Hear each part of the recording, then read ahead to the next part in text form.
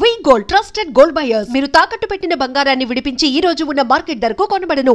అంటే సెంధిల్ గారు అంటే రాజమౌళి గారు ఆస్థాన కెమెరామెన్ అంటారు.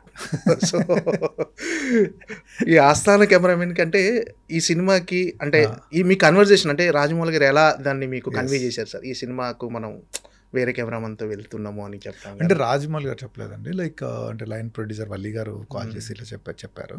సో దట్ ఈజ్ ఓకే అండి. అంటే అదే చెప్తున్నాను కదండి, ఇట్స్ లైక్ అంటే ఇది ఫస్ట్ టైం కాదండి. అంటే ముందు కూడా లైక్ 2-3 సినిమాలు స్టార్ట్ చేసిన తర్వాత like we had gaps in between. So this is one of those gaps అండి. సో దట్ షుడ్ నాట్ అంటే దానికి ఏదో మనము మీరు నన్ను అడిగేసి నేను ఏదో చెప్పేసి అలా that is not a big issue అండి. అంటే ఇంతకుముందు మర్యాద రామన్న, విక్రమార్కుడు, నెక్స్ట్ ఈ సినిమా మొత్తం 12 సినిమాలు 9 సినిమాలు మీరు చేశారు రాజమౌళి గారు. సో 9 సినిమాలు రాజమౌళి గారితో చేశానని మీరు ప్రౌడ్గా ఫీల్ అవుతున్నారా? ఈ 3 సినిమాలు మిస్ అయ్యానని ఎక్కడన్నా అనిపిస్తుంది? లేదండి, I'm very proud to be working with him in 9 films అండి. అంటే మేము ఎప్పుడు కొలాబరేట్ అయినా కూడా we have set benchmarks in every film. So definitely like I'm very very proud of doing all that films with him. అంటే first film నుండి అంటే is a great director అండి, there is no discussion and doubt about it. So every time ఏంటంటే ఆ సినిమాలో ఇంకా కొత్తగా చేయాలి, బెటర్గా చేయాలని ట్రై చేస్తూ ఉంటాడు.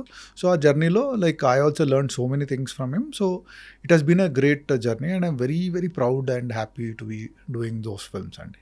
అంటే ఇది హాలీవుడ్ స్థాయిలో చాలా బిగ్ వేలో సినిమా, ఒక అంటే ఇంటర్నేషనల్గా చాలా బిగ్ వేలో ఈ సినిమా రూపొందుతుంది, అడ్వెంచరస్ థ్రిల్లర్గా. అంటే ఈ సినిమా దీని గురించి మీకు ఏమైనా తెలుసా? ఈ సినిమా సబ్జెక్ట్ గురించి కానీ ఎలా ఉండబోతుంది, ఇమాజినేషన్ అంటే రాజమౌళి గారి సినిమా అనగానే ఎలా ఉండబోతుంది అని అందరికీ తెలుసు, బట్ ఈ సినిమా ఎలా ఉండబోతుంది అనేది మీకు ఏమన్నా? అంటే అది వాళ్ళ టీమ్ మెంబర్స్ చెప్తే ఇవాల్సి టీమ్ మెంబర్. బట్ సో అంటే డెఫినెట్లీ అంటే లైక్ ఆఫ్టర్ RRR సక్సెస్ వచ్చిన తర్వాత సో లైక్ విల్ డెఫినెట్లీ అంటే now Rajamouli is a big brand from అంటే వేర్ బయట కంట్రీ వాళ్ళు కూడా like they are waiting for his film. So అలా ఉన్నప్పుడు డెఫినెట్లీ వాళ్ళకు వాళ్ళ ఊహకు మించిందే తీస్తాడండి. So that is there is we should not have any doubts about that. అంటే మీరు మహేష్ బాబుతో కూడా ఇంతవరకు వర్క్ చేయలేదు కదా మహేష్ బాబు సినిమా అంటే. సో రాజమౌళి గారి డైరెక్షన్ అనేది ఒక రీజన్ అయితే మహేష్ బాబు గారి సినిమా కూడా మిస్ అయ్యానని ఎక్కడన్నా అంటే అలా ఎప్పుడు అండి మనకు వచ్చేది మనకు వస్తుందండి. సో లైక్ అది మిస్ అయ్యామని బాధ పడడం doesn't make any sense to me అండి. So like life is a journey and we have to keep going on. So I wish them all the best and I'm like happy that okay like ఆ cinema తర్వాత next మళ్ళీ chance వస్తే కలిసి చేయొచ్చు. So that is అంటే journey అనేది it is a good thing and I'm very happy and like and hoping that they also break benchmarks and all. So next when we collaborate we'll see like what we can do. సరే, ఇప్పుడు Baahubali 10 years తర్వాత మళ్ళీ release చేయబోతున్నారు. అప్పట్లోనే బాహుబలి ఒక cinema bench mark create చేసింది Telugu cinema ఇండస్ట్రీలో కానీ ఇండియా లెవెల్లో కానీ. అది రిలీజ్ అవ్వటం మీకు ఎలాంటి? డెఫినెట్లీ ఎక్సైటింగ్గా ఉంటుందండి. అంటే ఫస్ట్ టైం రిలీజ్ అయినప్పుడు కొద్దిగా టెన్షన్లో ఉండేదండి. అంటే మీరు గుర్తు చేసుకుంటే first day release are first 2-3 days release Baahubali release అయినప్పుడు లైక్ సినిమా ఏంటి ఇలా ఉంది బాగాలేదు రకరకాల నెగిటివ్ టాక్స్ ఉన్నాయి.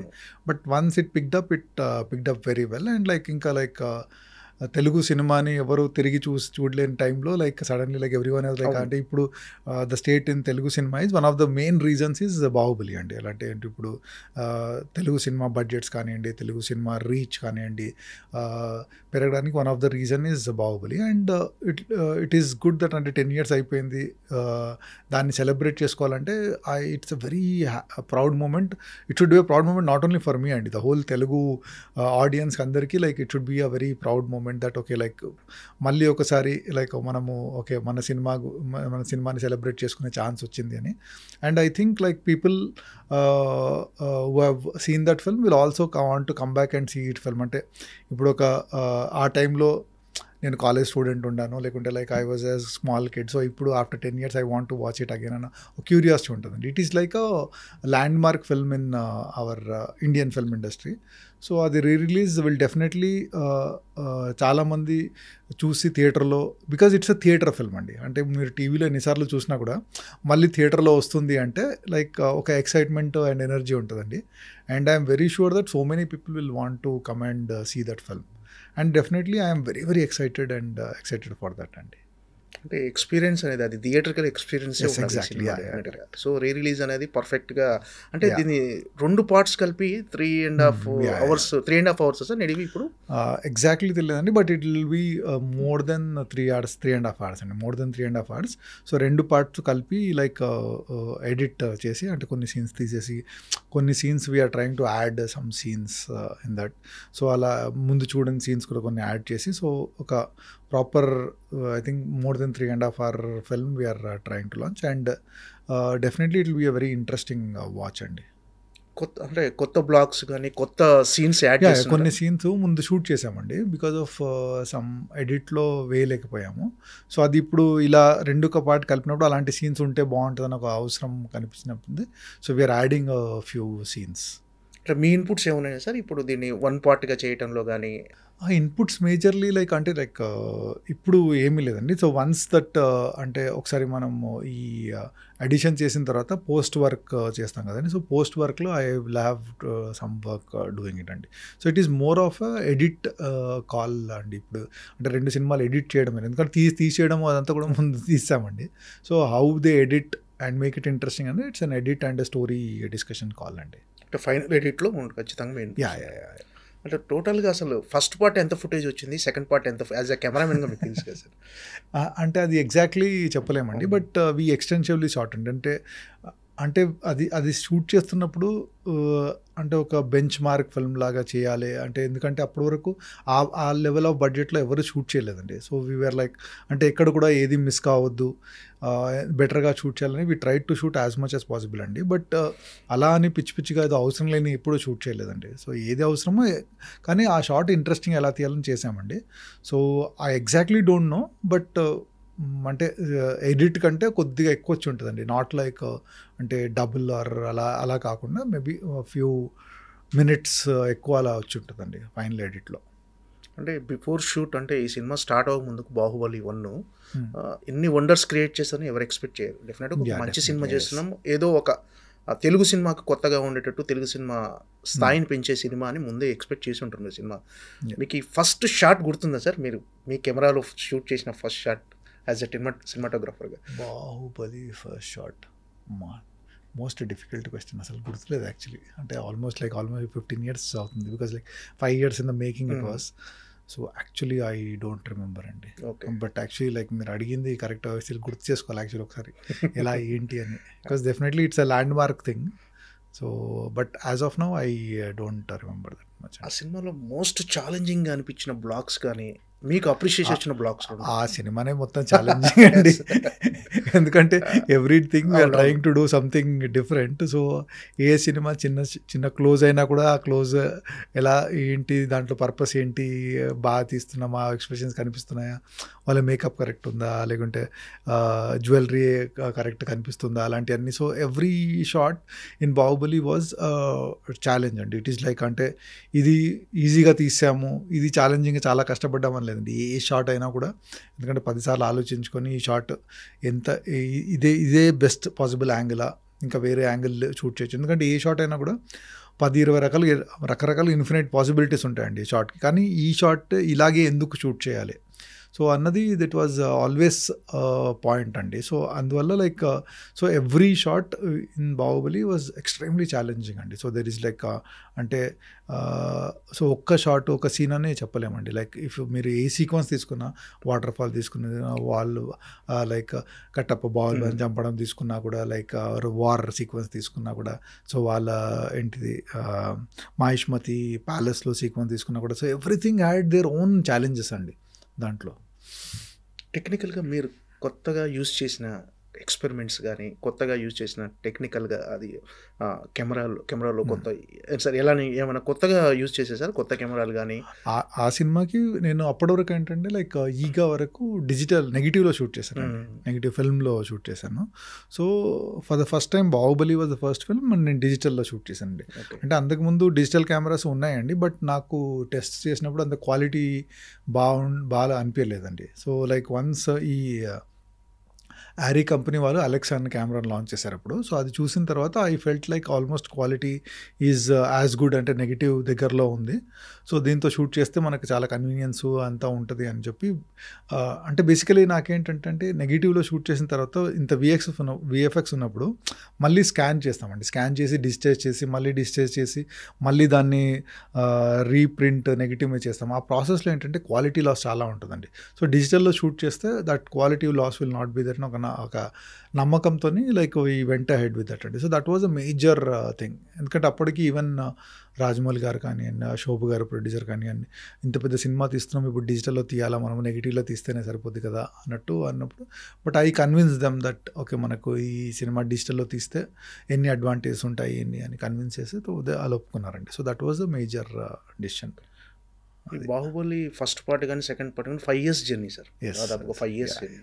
ఈ 5 years జర్నీలో మీకు ఎప్పుడైనా అరే 5 years పట్టేసింది అని ఒక అలా ఏదన్నా ఒక అంటే 5 ఏళ్ళు పడుతుంది అని అనిపించిందా, లేకపోతే ఈ ప్రాసెస్ని ఎంజాయ్ చేశారా? ఇంత టైం టేకెన్ తీసుకుంటున్నాం అనుకున్నారు అంటే డెఫినెట్లీ అప్పుడప్పుడు అనిపించేదండి, ఫ్రస్ట్రేషన్ డెఫినెట్లీ ఉంటుందండి. అంటే ఒకే పని ఒకే దాంట్లో ప్రాసెస్లో అలా చేస్తూ ఉంటే definitely it will be little frustrating. But major advantage ఏంటంటే we had such a great team అండి. So every day something exciting వస్తారు. అంటే పర్ఫార్మెన్స్ ఎక్సైటింగ్ కానివ్వండి, లేకుంటే ఆర్ట్ డైరెక్టర్ ఏదైనా అద్భుతంగా చేయడం కానివ్వండి, లేకుంటే విఎఫ్ఎక్స్ వాళ్ళు. So there are so many things which are exciting అండి. ఆ ఎక్సైట్మెంట్ అన్నది it's kept keeping us energy. So ఏదైనా డిప్ అవుతున్నప్పుడు like something exciting will happen. So like next ఇంకా చేయడానికి ఒక ఛాలెంజ్, ఆ ఛాలెంజ్ని ఓవర్కమ్ ఎలా చేయాలన్న టెన్షన్ అది ఉండేదండి.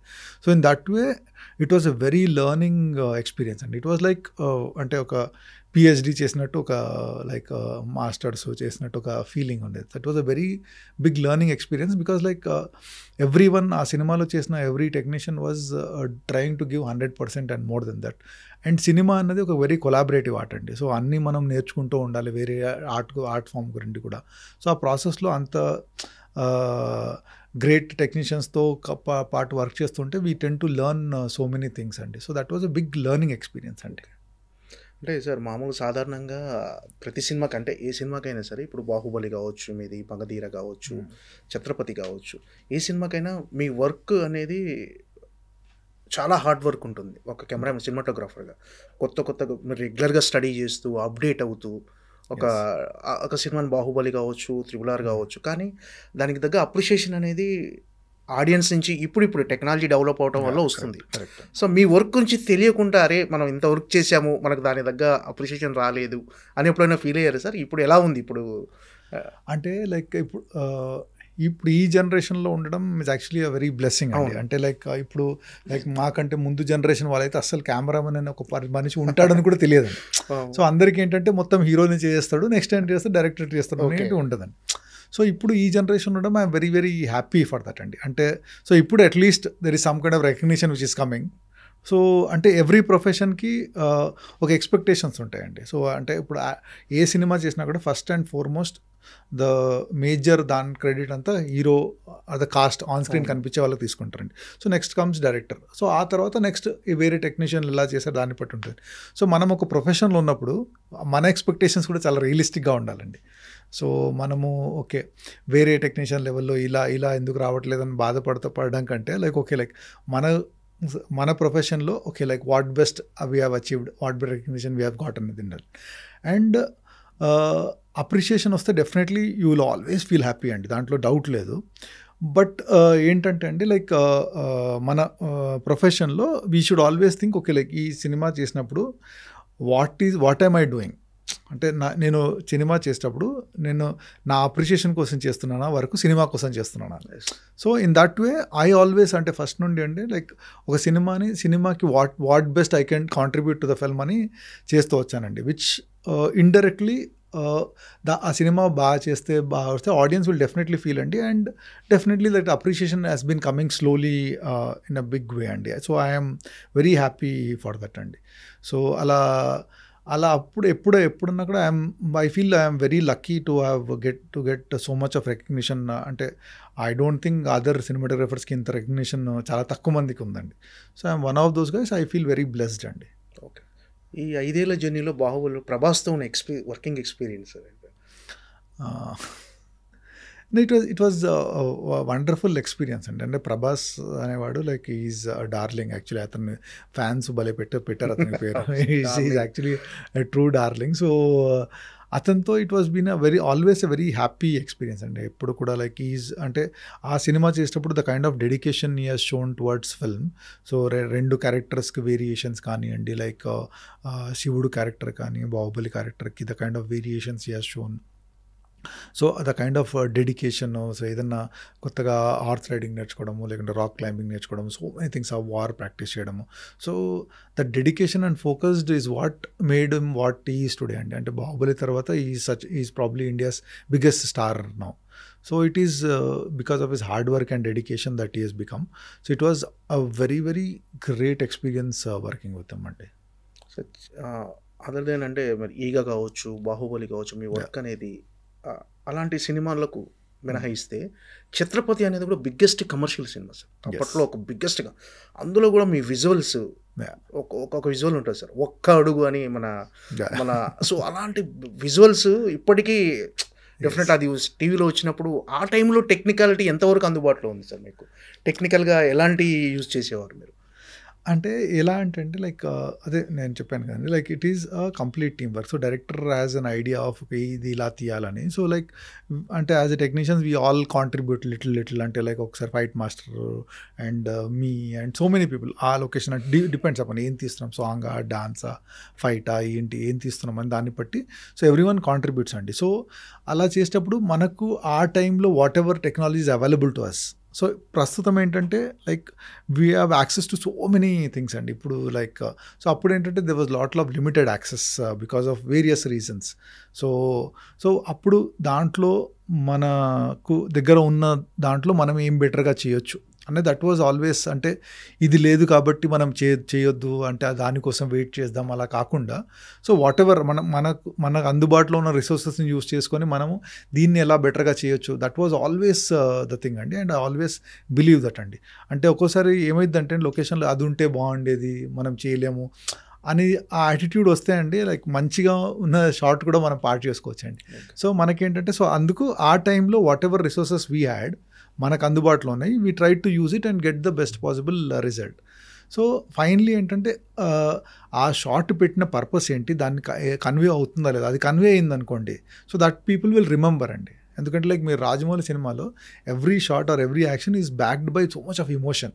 సో ఆ ఇమోషన్ బ్యాక్డ్ ఉంటుంది కాబట్టి మీకు షార్ట్లు అలా గుర్తుంటాయండి.